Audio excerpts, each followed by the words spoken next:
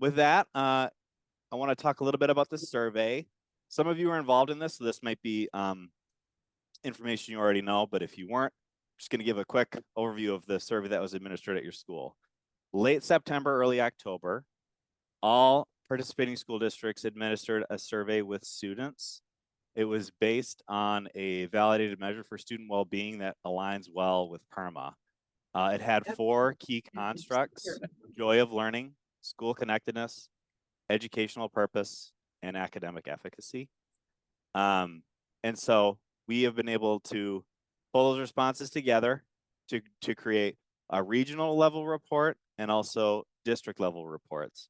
Those district level reports have been shared with you via your Google Drive folders, and the regional report will be available for you on the dashboard. The survey focused on what students had a series of statements that students rated for the extent to how that indicated how often they experience these different constructs of well-being. And so then we were able to pull those scores together to get, you'll see in a moment, the different scores for joy of learning, school connectedness, educational purpose, and academic efficacy. We also had, this survey also focused on what students think of the well-being strategies we've been looking at. So if you remember, last time when we were looking at on the dashboard at those strategies, so we asked students how important those different strategies are for promoting their well-being. And so now we have a sense on what students think is important for promoting their well-being. Overall, this has been really, we have a really impressive amount of data because thanks to all of you for administering this survey. Based on what we think the eligibility was for this survey, we think 63% of those who were eligible actually took the survey, which is really impressive. And it gives us really high confidence that these results are meaningful and give us a good window into what kids are really experiencing and what they really think. So thanks to all of you for all your work in administering that. With that, I'm going to transition into sharing the report proper. So give me just a second to share. / catch my breath. Okay, here it is. So what I'm sharing with you right now is the regional report. Again, you'll all have a district level report that includes this information for your district, but this one is the real data for the regional report. Page 1, I'm just going to go through this page by page to give you a sense of what's in it. Pardon me. And if there's questions that are popping up or things you want me to address, Crush team, please let me know. Yeah, I'll watch the chat, so please ask your questions. Ask away. Awesome. Mm-hmm. Okay. Well, we're already past the cover page. Page 2 is just got some background information on the administration of that survey. Again, we had this kind of shows what the frameworks that we're using, who is eligible to take it, and so on. The funding from Caring for Colorado, and some helpful links here if you want to click around there. The report is broken into these 4 sections, which outline student participation in the survey, student well-being overall, student perceptions of those well-being strategies, and then a few other student perspectives. That's it for the first page. Okay, here's what we had for participation. Overall, 2,331 participants took the survey, which is really impressive. So in this dark box to the left, that's where you'll see the number of students who participated in the survey from your school district. Based on who we think is eligible, based on, again, 22-23 enrollment data, we think that 63% of the eligible students, which is an impressive sample of that population. In these bars to the right, you'll see who participated from each grade level. So you can see that we had most participants, 480, who were in 9th grade. In these dark bars here, you'll see the race ethnicity participation. So you can see the number who identified as white, number who identified as populations of color, and the number who identified as Hispanic Latine. Down here, you'll see the gender makeup, green being male, yellow being other, purple being female. And then students were also asked this question of hopelessness.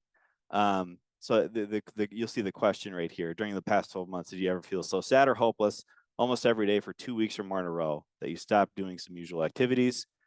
we had 34% of students who said yes to that question and 61% who said no. So again, you'll see what that data looks like at your district there. Okay, on to the next section of student well-being. So students again looked at statements that aligned with these 4 constructs that you'll see at the bottom: joy of learning, school connectedness, educational purpose, and academic efficacy.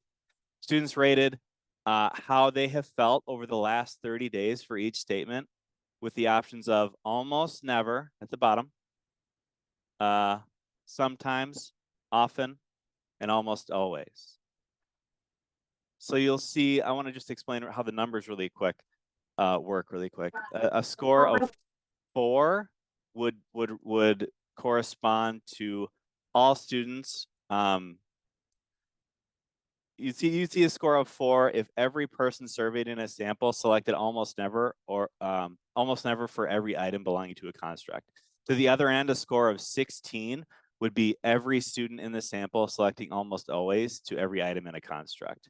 And then the number 8 corresponds to an average of sometimes, and 12 corresponds to often, with 10 being the midpoint between those two. So this is real data here from all the districts treated as one group. We can see that on average, students are experiencing academic efficacy more often than other constructs, and students are experiencing joy of learning least often. And then school connectedness and educational purpose, as you can see, are between those two extremes.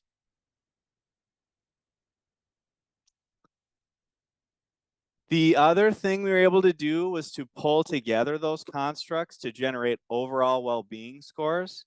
We do that through, again, pulling together those 4 constructs to make one construct score that works on that same scale of between almost always and almost never. So then this graph is showing you that these well-being scores for all students across all grades. So as you can see, the mean well-being scores are highest for 7th graders and then gradually decrease until a low point for juniors, then bouncing back up for seniors.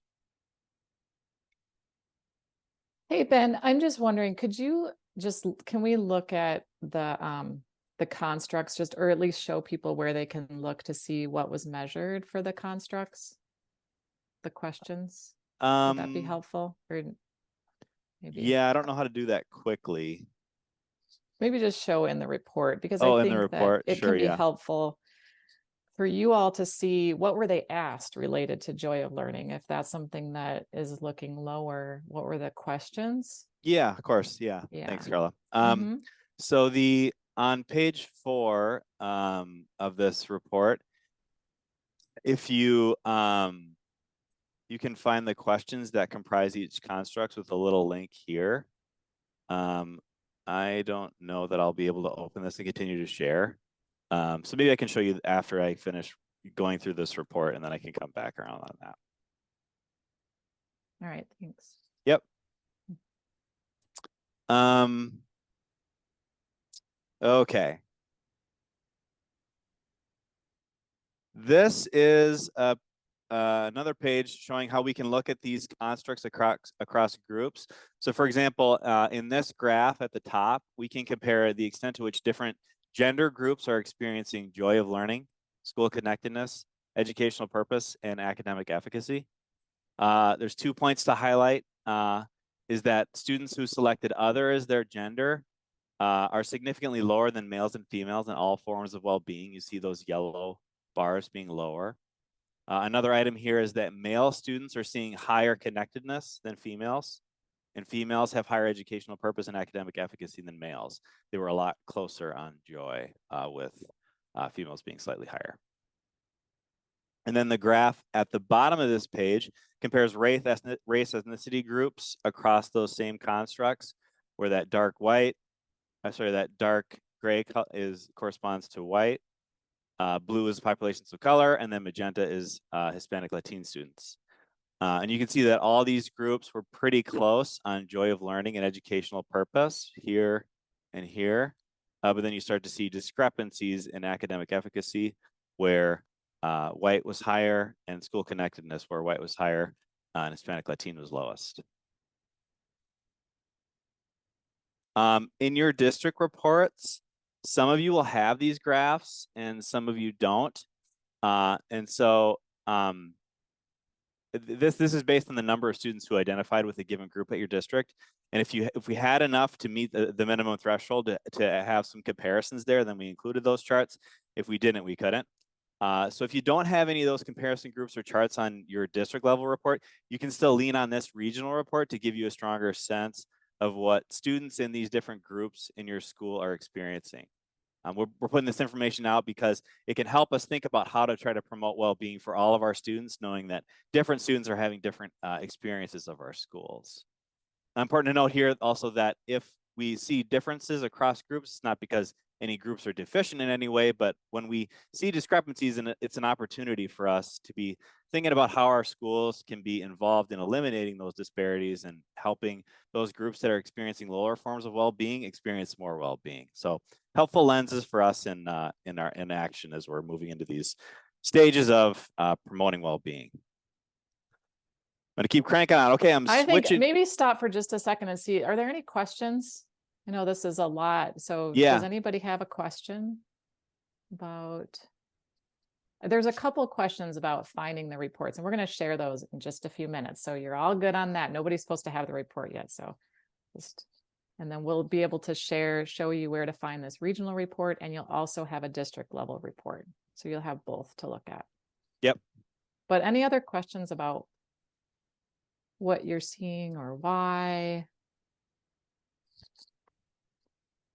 Okay, great. And we're always here. So if something comes up, we'll have lots of time today to give you to really digest this material. And then hopefully if you have questions, feel free to ask, because this is how we grow our knowledge and understanding as a group. Thanks, Carla. Mm-hmm. Okay, so changing gears now. That previous part was about the status of well-being. Now we're transitioning into what kids think about those well-being strategies. So you remember those strategies for promoting well-being in schools, that list that we've looked at? We asked students to rate how important each of those strategies was to them to promote their well-being.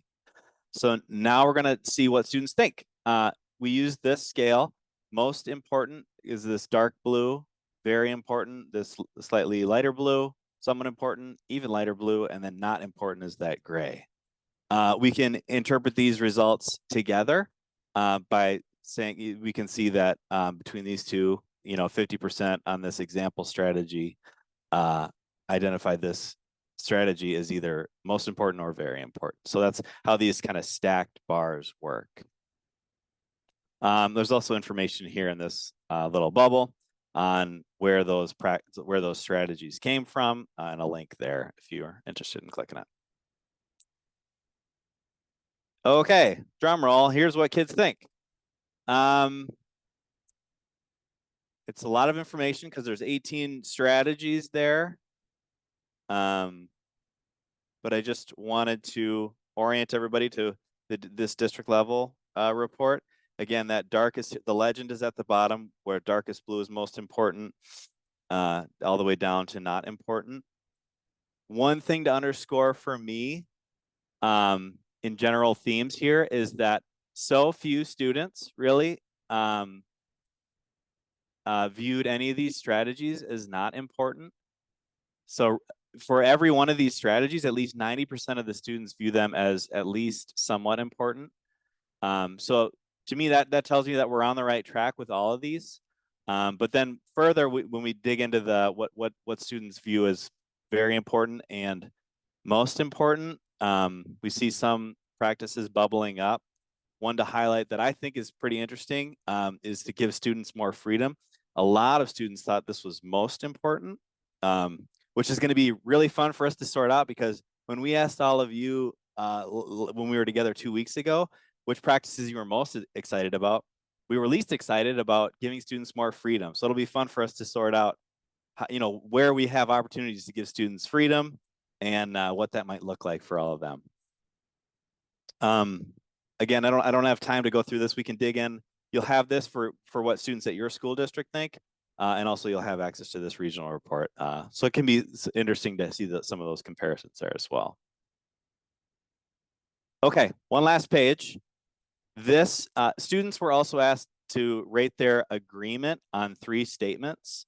So they have the options of strongly agree, agree, disagree, strongly disagree. And these are the 3 statements. And this again is one of those stacked bars that works in the same way as the previous one you just looked at, where you can see how these responses stack up. The first statement, my school supports the health and happiness of teachers and school staff, saw the most agreement, followed by my school supports health and happiness of students like me, slightly less agreement overall. And then my school engages with families like mine, a little bit less agreement, a little more disagreement. You'll see this graph in your own report based on what students at your school district said. You'll also see on this page narrative comments from students. So students had the opportunity to share their ideas, knowing that we're working on promoting well-being in the school, any other thoughts they had. And so we have the prompt and also the student responses from your school district included in your district level report.